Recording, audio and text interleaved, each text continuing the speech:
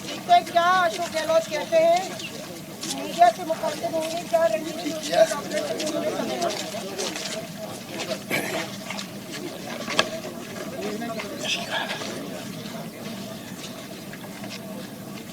Cabinet के फैसले के बाद में हमने माननीय राज्यपाल महोदय को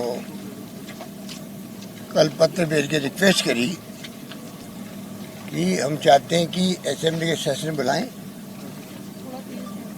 और उसके अंदर डिस्कशन करें सारी पॉलिटिकल सिचुएशन को भी, कोरोना को भी, और लॉकडाउन के बाद में जो स्थिति बनी है आर्थिक रूप से उसको भी।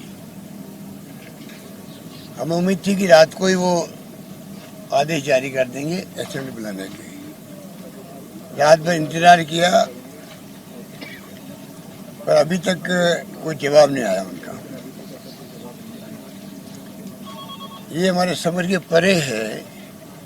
सिंपल प्रोसेस जो अपनाया जाता है और गवर्नर साहब को आदेश देना ही पड़ता है, उसको रोकने कोई कारण नहीं है। हमारा मानना है कि ऊपर से दबाव के कारण से मजबूरी में वो अभी असेंबली बुलाने के लिए निर्देश नहीं दे रहे हैं। इस बात का हमें बहुत दुख है। जब हम फ्लोर पे रहना चाहते हैं, एक तरफ तो मांग की जा रही थी विपक्षी पार्टियों द्वारा भी, जुडिशरी के अंदर भी चर्चा हो रही थी, भाई आप असेंबली फ्लोर क्यों नहीं टच कराते हो, असेंबली में क्यों नहीं आते हैं, असेंबली बुलाते क्यों नहीं हैं। और आज जब हम लोग असेंबली बुलाने के लिए तैयार हैं, पूरे प्रदेश की जनता देख रही है कि हो क्या रहा राजस्थान के अंदर। सब व्यथित है, दुखी है, परेशान है, क्योंकि राजस्थान की ऐसी कभी परंपरा रही नहीं है इस प्रकार से तोड़ फोड़ करके सरकार गिराने की। जैसा मैंने पहले भी आपको कहा, 2 मौके आए थे भैरव सिंह शेखावत के वक्त में, जब उनके साथी सरकार गिरा रहे थे, तब मैं खुद गया तत्कालीन प्रधानमंत्री पीवी नरसिम्हा राव जी के पास में। बलिराम भगत साहब जो राज्यपाल महोदय थे, उनको मैंने कहा कि ये परंपरा राजस्थान में है नहीं, हम साथ नहीं देंगे। उस पर मैं प्रदेश कांग्रेस अध्यक्ष भी था। ये तमाम बातें आपके डोमेन के अंदर है। दुख इस बात का है कि आज जो फैसला नहीं किया कल रात तक, अभी गवर्नर साहब से टेलीफोन पे बातचीत भी हुई, मैंने फिर रिक्वेस्ट किया है, कृपा करके आपका संवैधानिक पद है जिसका अपना एक बहुत बड़ी गरिमा होती है, उसके आधार पर आप अविलंब फैसला करें, वरना सब हमारे विधायक गण आकर के आपसे रिक्वेस्ट करें, एक साथ सामूहिक रिक्वेस्ट करेंगे हम लोग कि कृपा करके आप इमीडिएटली अपना फैसला दें और असेंबली हम लोग मंडे शुरू करना चाहते हैं। वहाँ दूध का दूध पानी का पानी हो जाएगा, पूरा देश देखेगा, प्रदेश देखेगा,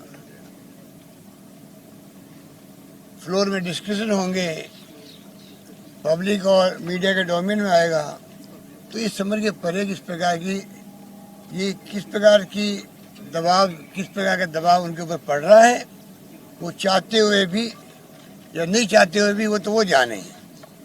पर किन कारण से ये रोका गया हमारे समझ के परे है। हमारे पास संपूर्ण बहुमत है।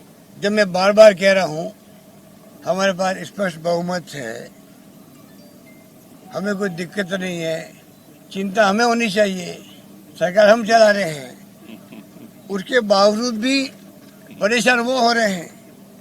हमारे कुछ साथी जो जिनको बंधक बना रखा है हरियाणा के अंदर, वो पूरे बीजेपी के देख रेख में ही बंधक बनाए हुए हैं। सबको मालूम है, इतने दिन हो गए। वो साथी भी हो सकता है कि हमारे छूटना चाहते हों, वो हमारे अपने साथी हैं। हो सकता है कि उनको जो बाउंसर लगा रखी है, वहाँ पर पुलिस लगा रखी है, टेलीफोन सीज कर लिए उन सबके, परेशान है, कोई बीमार भी है वहाँ पर, क्योंकि आंखों में आंसू भी आ रहे हैं। टेलीफोन करें हम लोगों को, छुड़ाओ हमें यहाँ से, ये स्थिति बन गई है। उसकी परवाह केंद्र सरकार को नहीं है क्या? हरियाणा में सरकार किसकी है? बीजेपी की सरकार है। ये पूरा खेल जो है, ये भारतीय जनता पार्टी, उनके नेताओं के षड्यंत्र है, जैसे उन्होंने कर्नाटक में किए थे, जैसे उन्होंने मध्य प्रदेश में किए थे और राज्यों में किए, आप सबको मालूम है। राजस्थान में करना चाहते हैं।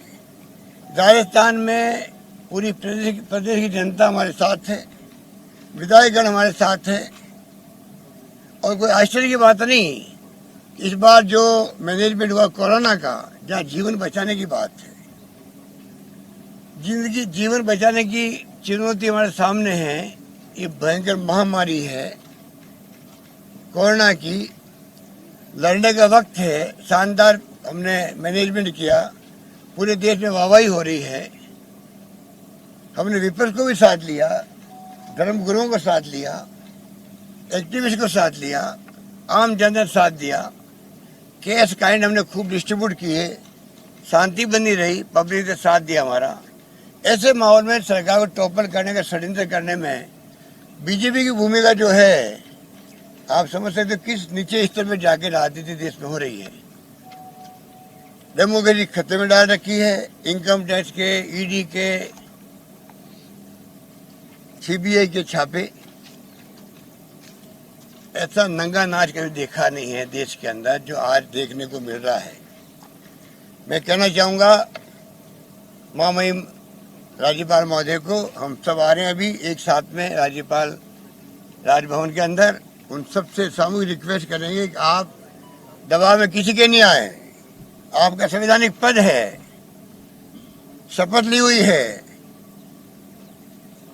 अपनी अंतरात्मा के आधार पर शपथ की जो भावना होती है उसका आधार बना के फैसला करें, वरना फिर हो सकता है कि पूरी प्रदेश की जनता अगर राजभवन को घेरने के लिए आ गई तो हमारी जिम्मेदारी नहीं होगी। धन्यवाद। सर, प्रधानमंत्री को अपनी चिट्ठी लिखी थी। सर, प्रधानमंत्री को